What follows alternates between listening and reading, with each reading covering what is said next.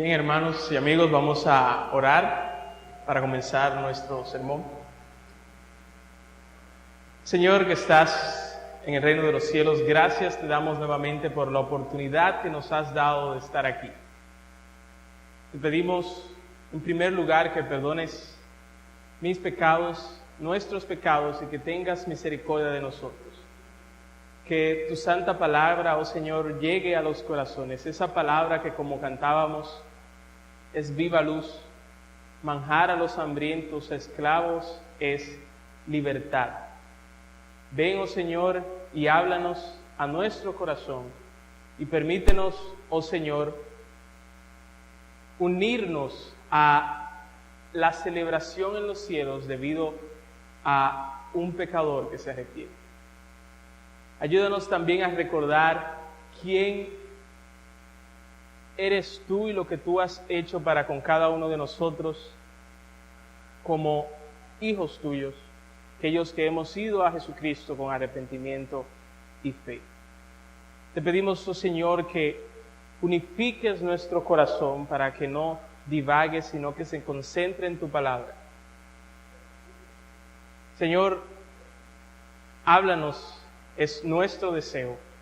Haz tú eso que nosotros no podemos hacer, que es imposible en nuestras propias fuerzas. En el nombre de Jesús. Amén. Bien, hermanos y amigos, nos hemos reunido en esta noche aquí para considerar la palabra de Dios. En esta noche, nosotros vamos a considerar un pasaje bíblico en el cual se presenta el Evangelio. Pero en vez de presentarse con un concepto, lo que hace este pasaje bíblico es ilustrarnos el Evangelio. Se nos muestra cómo luce el Evangelio. Al acercarnos a este pasaje bíblico que vamos a considerar en esta noche, nosotros tendemos a enfatizar una parte de este pasaje sobre la otra, o tendemos a no enfatizar la otra parte en lo absoluto. El pasaje bíblico al cual yo me refiero se encuentra en el libro o el Evangelio según San Lucas, capítulo 15, versículos 1 al 32. Lucas 15, versículos 11 al 32. Ese es el pasaje que vamos a considerar en esta noche. Un pasaje que en muchas Biblias se titula El Hijo Pródigo. Sin embargo, he titulado ese sermón El Padre Pródigo, porque aunque es cierto que el hijo menor fue pródigo, pródigo significa disipar, malgastar, despreciar o desperdiciar todo lo que se tiene. Aunque es cierto que el hijo menor fue pródigo, no es menos cierto que el padre del hijo fue más pródigo aún, pero en un sentido positivo. El padre del hijo, en el sentido positivo, dio abundantemente y más aún sobreabundantemente, a pesar de que el hijo era inmerecedor. Pero la sobreabundancia o sobreabundante bondad del padre no solo se mostró al hijo pródigo, como veremos más adelante. Consideremos brevemente el contexto en el cual se encuentra el pasaje que vamos a considerar. Esta es una de 3 parábolas. ¿Y qué es una parábola? Una parábola significa literalmente comparar o poner al lado de. Y esta era una de las formas en las cuales Jesucristo enseñaba verdades espirituales a través de circunstancias ordinarias o humanas. Así que aquí tenemos una de las 3 parábolas que Jesucristo pronunció en Lucas capítulo 15. Estas parábolas fueron la respuesta de Jesús a la murmuración y el desprecio de los escribas y fariseos que se creían superiores a los recaudadores de impuestos y a los otros pecadores que se acercaban a Jesús para oírle. Y hay varias escenas que se repiten en estas 3 parábolas y que yo quiero que nosotros no perdamos de vista. En primer lugar, hay algo o alguien que se ha perdido. En segundo lugar, el dueño legítimo emprende una búsqueda que no se detendrá hasta que encuentre lo que ha perdido. Y número 3, el dueño legítimo, una vez encuentra lo que buscaba, se alegra e invita a otros a alegrarse con él e inicia una fiesta o celebración. Esas son 3 escenas que vemos que se repiten en estas 3 parábolas. Y desde ya, hermanos y amigos, quiero que veamos que Dios no es un viejo aburrido que está sentado en una mecedora a lo largo de todo el día meciéndose. No, Dios es un Dios alegre.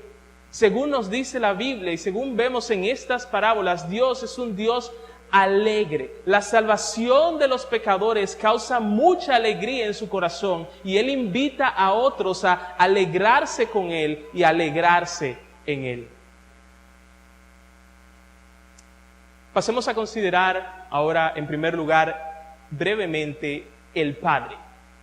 El versículo 11 de Lucas, capítulo 15, dice: también dijo, un hombre tenía 2 hijos. Así que en esta parábola nosotros encontramos a 3 personas, pero una de estas personas, es decir, el padre, está por encima de las otras 2, los 2 hijos que él tenía. El padre le había dado la vida a sus hijos. Él los había sustentado por largos años. El padre era el dueño de sus hijos. Él tiene autoridad sobre ellos. No los hijos sobre él, sino él sobre ellos. De esos hijos se espera honra, veneración, respeto y obediencia a su padre. De la misma manera, Dios es el creador de absolutamente todo y de todos nosotros.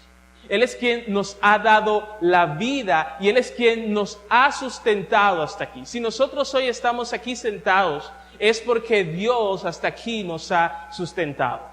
Aunque es cierto que el hombre, en el sentido de varón y hembra, fue creado a imagen y semejanza de Dios y por lo tanto Él está por encima del resto de la creación, el hombre no está al mismo nivel que Dios. La relación sigue siendo creador-criatura. La relación sigue siendo Dios-hombre. Dios es nuestro dueño. Dios tiene autoridad sobre nosotros. Él decide las cosas que se hacen y Él decide las cosas cómo se hacen en su universo. Mientras tú y yo no tengamos nuestro propio universo, mientras tú y yo vivamos en el universo de Dios, nosotros debemos a Él honra, veneración, respeto y obediencia. Pasemos ahora a considerar el pecado del hijo menor. El pecado del hijo menor. Y eso lo vamos a ver en los versículos 12 al 16. Dice así: y el menor de ellos dijo a su padre: Padre, dame la parte de los bienes que me corresponde. Y les repartió los bienes. No muchos días después, juntándolo todo, el hijo menor se fue lejos a una provincia apartada y allí desperdició sus bienes viviendo perdidamente. Y cuando todo lo hubo malgastado, vino una gran hambre en aquella provincia y comenzó a faltarle. Y fue y se arrimó a uno de los ciudadanos de aquella tierra, el cual le envió a su hacienda para que apacentase cerdos. Y deseaba llenar su vientre de las algarrobas que comían los cerdos, pero nadie le daba.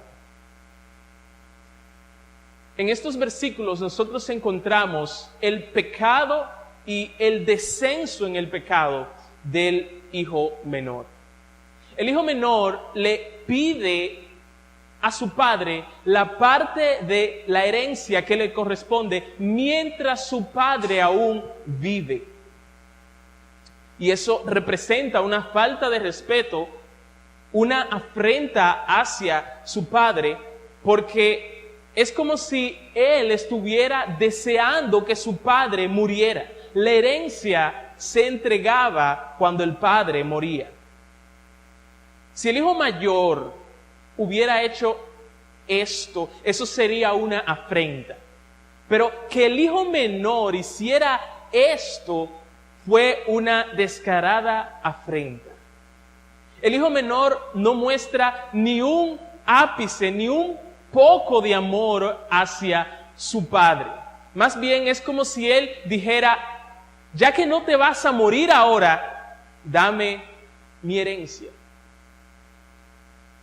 El hijo menor, entonces, convierte toda su herencia en dinero en efectivo y se va a otro país. Él voluntariamente se distancia de su padre porque él quiere independencia. Él gastó en una vida perdida lo que su padre le había dado. Desperdició tanto su vida como su dinero. Fiestas vergonzosas, lujos extravagantes, cigarrillos, drogas, alcohol, relaciones, todo eso cabe dentro de la descripción que se da del hijo pródigo viviendo perdidamente. Entonces, vemos la consecuencia negativa de ese estilo de vida. Él gastó todo lo que tenía. Posiblemente al principio él no vio o ignoró voluntariamente esto, pero aquí está. El hijo pródigo se queda sin nada. Y quiero aprovechar, amigo, para informarte que no importa cuán rico tú seas, las riquezas materiales se acaban.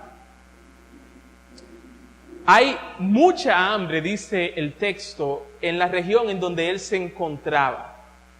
No poca hambre, sino mucha hambre en esta región donde él se encuentra. Y entonces él empieza a sufrir necesidad. No es tan solo que ya él no tiene los lujos que él tenía. Es que ahora él está comenzando a prescindir de aquellas cosas que son imprescindibles. Él se mueve en un intento de mejorar su situación en sus propias fuerzas y consigue un trabajo alimentando cerdos, un trabajo para el cual nadie envía un currículo. Pero la necesidad de este hombre es tan grande que aquí se encuentra. Su estómago suena, su boca se hace agua y sus ojos siguen a las algarrobas, que son un fruto del algarrobo que es azucarado y comestible, de color castaño por fuera y amarillenta por dentro, con semillas muy duras, y la cual se da como alimento al ganado de labor. Así que aquí tenemos a este hijo cuyo anhelo, cuyo deseo es comer la comida de los cerdos. ¡Qué grande es el hambre de este hombre! Pero su deseo no era satisfecho o no fue satisfecho. Dice el versículo que nadie le daba. De la misma manera, todos nosotros, sin excepción, nos rebelamos contra Dios de corazón. Nosotros no corremos hacia Dios, sino que corremos lejos de Dios. No queremos someternos a su autoridad, aunque dije anteriormente que Él tiene autoridad sobre nosotros. Queremos vivir a nuestra manera, queremos ser nuestra propia ley. Es por eso que al hombre, al varón y a la hembra no le importa conocer y hacer la voluntad de Dios. Cuando Dios dice en su palabra, no lo hagas, nosotros decimos, sea con nuestra boca, con nuestra actitud, que Dios no se meta conmigo. Y hacemos lo que Él prohíbe. Cuando Dios dice en su palabra, hazlo, aún Él teniendo autoridad sobre nosotros, nosotros no lo hacemos. Y sufrimos entonces la consecuencia negativa de nuestro pecado, aquí y ahora, pero también allá y mañana. Todo debido a que por la necedad del pecado, todos corren bajo la ira de Dios hacia el infierno. Todos sin excepción. Pasemos a considerar ahora la conversión del hijo menor. Versículos 17 al 19. Y volviendo en sí dijo: ¿cuántos jornaleros en la casa de mi padre tienen abundancia de pan, y yo aquí perezco de hambre? Me levantaré e iré a mi padre y le diré: Padre, he pecado contra el cielo y contra ti, ya no soy digno de ser llamado tu hijo. Hazme como uno de tus jornaleros. A mí me encanta cómo comienza el versículo 17. Dice, volviendo en sí. Él había estado actuando fuera de sí hasta ese momento, aunque eso no excusa su pecado. Es como si el hijo pródigo en este momento se detuviera y dijera: qué tonto yo he sido hasta ahora. Es como si ahora él viera su vida de pecado. Es como si ahora él viera su pecado como algo irracional. Y así es como ahora ve al pecado aquella persona cuyo corazón ha sido cambiado por Dios. Lo ve como algo necio, como algo irracional. Así que en estos versículos nosotros vemos la conversión del hijo pródigo en el sentido de volverse confiadamente. La conversión del hijo pródigo fue verdadera, de adentro hacia afuera. Todas las palabras que él diría a su padre serían sinceras. Mientras él se está muriendo de hambre por falta de lo necesario, en la casa de su padre, a los siervos no es que tan solo no les falta nada, es que ellos tienen en abundancia. Y esto habla o dice mucho, no tan solo de la riqueza del padre, sino también de la bondad del padre. Incluso los siervos tenían abundantemente. Pero aquí tenemos al hijo pródigo. Una vez se ha alejado, distanciado voluntariamente de su padre, muriendo de hambre. Entonces el hijo pródigo se dispone a volver a su padre reconociendo su pecado. Es interesante que el hijo pródigo dice: he pecado. Es decir, que él no minimizó su pecado. Él no dijo: he cometido algunos cuantos errores, pero tú sabes, es que nadie es perfecto en esta vida. Él dijo: he pecado. Él no minimizó su pecado. Él no excusó su pecado diciendo: tú sabes, es que yo soy joven. O tú sabes, es que a mí la presión que tenía de mis amigos, de las personas de la sociedad me hicieron hacer eso. Él no hizo nada de eso. Él dijo: he pecado, sin minimizar su pecado y sin excusarlo. Él se vio a sí mismo como un pecador responsable. Y dice: contra el cielo y contra ti. Él vio a su pecado como una ofensa, en primer lugar, contra Dios. Así que vemos aquí al hijo pródigo como él se dispone a volver a su padre, reconociendo en primer lugar su pecado, reconociendo que no merecía ninguna de las bendiciones de un hijo, pero al mismo tiempo, él estaba reconociendo que debido a la bondad desbordante de su padre, él todavía podía recibir ciertas bendiciones. Por eso, la primera parte del versículo 20, si se fijan, dice que levantándose, es decir, dejando su vida de pecado y dejando incluso de tratar de arreglar su desastre por sí mismo, levantándose, vino a su Padre confiando en su bondad. Levantándose, vino a su Padre. Amigo, estás aquí, oro para que Dios te haga volver en sí. Que reacciones, que despiertes, que abras los ojos. Que Dios te abra los ojos a que una vida alejada de Dios no trae beneficios reales y duraderos. No sirve de nada, absolutamente nada, ganar todo el mundo y perder tu alma. Que Dios abra los ojos y veas como algo tonto hacer un intercambio de lo celestial y que dura para siempre por algo que es de esta tierra y que es de corta duración. Amigo, tú estás corriendo bajo la ira de Dios hacia el infierno.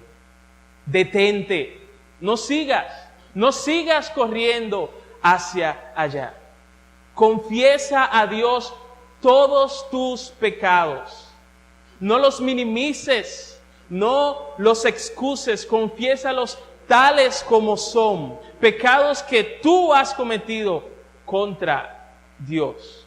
Abandona todo intento de querer mejorar tu condición delante de Dios por tus propias fuerzas, porque es en vano. Más bien, deja atrás esa vida de pecado con su ayuda. Reconoce que no eres digno de recibir la más pequeña de las bendiciones de Dios, pero a la vez confía en la bondad de Dios. Al mismo tiempo confía en su misericordia, que hace bien a los que no lo merecen. Confía en la gracia de Dios, que hace bien a los que merecen castigo. Ve a Dios, es nuestro ruego en esta noche, en arrepentimiento. Ve a Dios en fe, ve a Dios por medio de Jesucristo y puedes tener la seguridad de que serás recibido tal como este hijo pródigo lo fue. Consideremos el padre pródigo ahora. Antes de entrar directamente a la siguiente porción del pasaje que estamos considerando, preguntemos, ¿cómo se espera que el padre responda al hijo menor? ¿Qué es lo que merece el hijo menor después de toda esa vida de perdición que él ha vivido? La respuesta es que después de todo lo que este hijo ha hecho, él merece la muerte. No lo digo yo, Éxodo 29, Proverbios 20:20.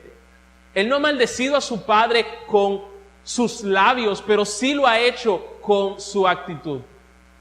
Y el simple hecho de que el padre accediera a la petición de su hijo y lo convirtiera en uno de sus siervos, sería algo bondadoso de parte del padre. Pero ¿saben qué? Este padre no es cualquier padre. Como dije al principio, este es un padre pródigo. Si el hijo menor fue pródigo, disipando, malgastando, desperdiciando todo lo que tenía, este padre es más pródigo aún en el sentido positivo, dando sobreabundantemente a aquellos que no lo merecen. Versículos 20 al 24. Y levantándose, vino a su padre, y cuando aún estaba lejos, lo vio su padre y fue movido a misericordia. Y corrió y se echó sobre su cuello y lo besó. Y el hijo le dijo: Padre, he pecado contra el cielo y contra ti, ya no soy digno de ser llamado tu hijo. Pero el padre dijo a sus siervos: sacad el mejor vestido y vestidle, poned un anillo en su mano y calzado en sus pies, y traed el becerro gordo y matadlo. y comamos y hagamos fiesta, porque mi hijo muerto era y ha revivido, se había perdido y es hallado. Y comenzaron a regocijarse. Cuando el padre ve de lejos, posiblemente este padre lo había estado esperando. Cuando el padre ve de lejos a su hijo menor regresando, sus entrañas se mueven. Él es movido solamente a misericordia. Y este padre no teme, no tiene ningún temor en mostrar su misericordia. Él no quiere mantener su estatus ante las personas a su alrededor. Él no espera a que su hijo menor venga. Él va al encuentro de su hijo. Él no camina hacia su hijo, sino que él corre hacia su hijo tan rápido como un atleta que quiere llegar a la meta. Me imagino que todos salieron a ver qué era lo que estaba sucediendo allí. Él entonces se echa sobre el cuello de su hijo, es decir, lo abraza y lo besa efusivamente o repetidamente. Efusivamente o repetidamente.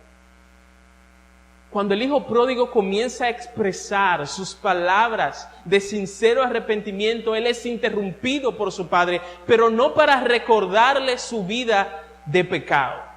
El padre manda a vestirlo, no con cualquier vestido, sino con el mejor vestido. Ese era un vestido largo que solamente era utilizado por personas ricas en una alta posición. El padre manda a poner un anillo en su mano, una señal de autoridad. Y el padre manda a los siervos a poner calzado en sus pies.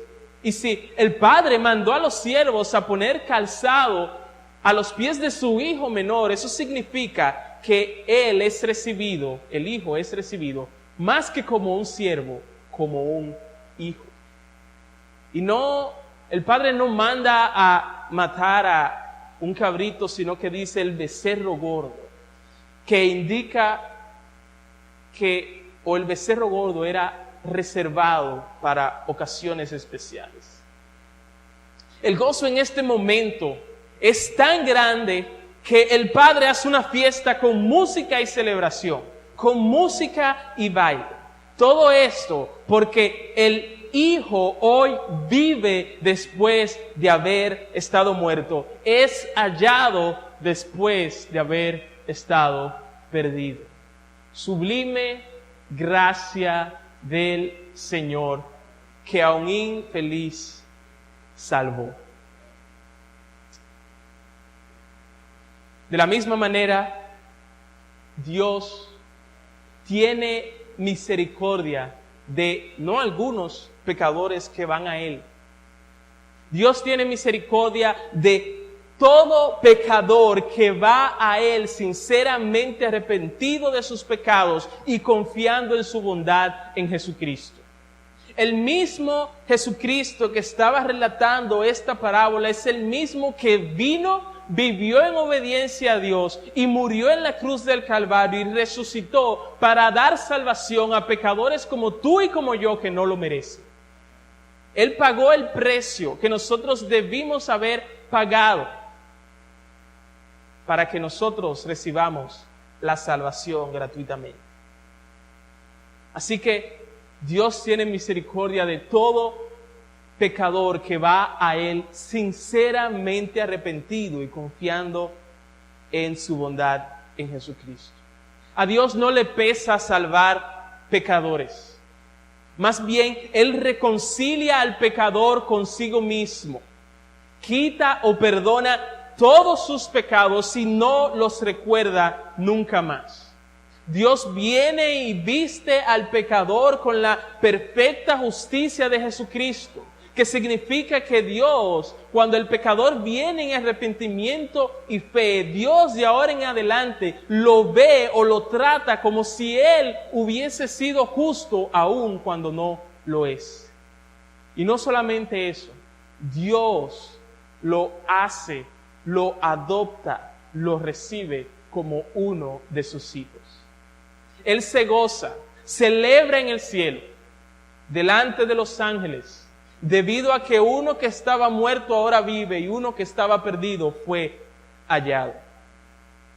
John MacArthur dice que desde Génesis 3:8 hasta Apocalipsis 22:17, desde la caída hasta la consumación, Dios ha procurado salvar y seguirá salvando a los pecadores con regocijo y celebración celestial cada vez que uno se arrepiente y es hecho suyo. Termina la cita. Cristiano, yo no quiero que tú ahora pierdas de vista que de quien estamos hablando es de nuestro Dios. Fue a ti a quien Dios reconcilió consigo mismo. Cristiano, fue a ti a quien Dios perdonó todos tus pecados y te sigue perdonando. Fue a ti a quien Dios vistió con la justicia de Jesucristo y debido a eso te ve como justo.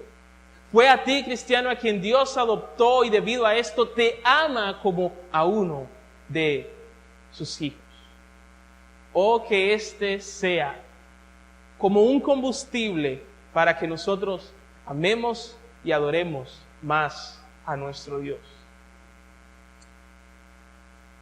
Ahora, generalmente cuando nos acercamos a esta parábola, terminamos la parábola allí. Pero la parábola todavía no ha terminado. El padre pródigo tampoco ha terminado. Y es por eso que quiero que veamos nuestro último punto, el padre pródigo y el hijo mayor. Versículos 25 al 32. Y su hijo mayor estaba en el campo y cuando vino y llegó cerca de la casa, oyó la música y las danzas. Y llamando a uno de los criados, le preguntó qué era aquello. Y él dijo, tu hermano ha venido y tu padre ha hecho matar el becerro gordo por haberle recibido bueno y sano. Entonces se enojó y no quería entrar. Salió por tanto su padre y le rogaba que entrase. Mas él respondiendo dijo al padre, he aquí, todos tantos años te sirvo, no habiéndote desobedecido jamás. Y nunca me has dado ni un cabrito para gozarme con mis amigos. Pero cuando viene este tu hijo, que ha consumido tus bienes con rameras, has hecho matar para él el becerro gordo. Él entonces le dijo, hijo, tú siempre estás conmigo, y todas mis cosas son tuyas. Mas era necesario hacer fiesta y regocijarnos, porque este tu hermano era muerto y ha revivido. Se había perdido y es hallado. Así que aquí vemos cómo cuando el hijo mayor que estaba en el campo, cuando al hijo mayor que estaba en el campo se le informa acerca de su hermano y de lo que estaba haciendo su padre, él se enoja y no quiere entrar. Desde ya vemos que el hijo mayor no tenía un corazón como el de su padre. Mientras su padre fue movido a misericordia, el hijo mayor se enoja. Mientras su padre celebró, él rehusó unirse a la celebración. Y es que el hijo mayor no estaba tan bien como él pensaba que estaba. Las palabras que dice el hijo mayor revelan que él trataba de ganar el favor de su padre con su servicio y que una vez hecho, al menos externamente, su padre le debía a él. Fíjense que él le reclama a su padre.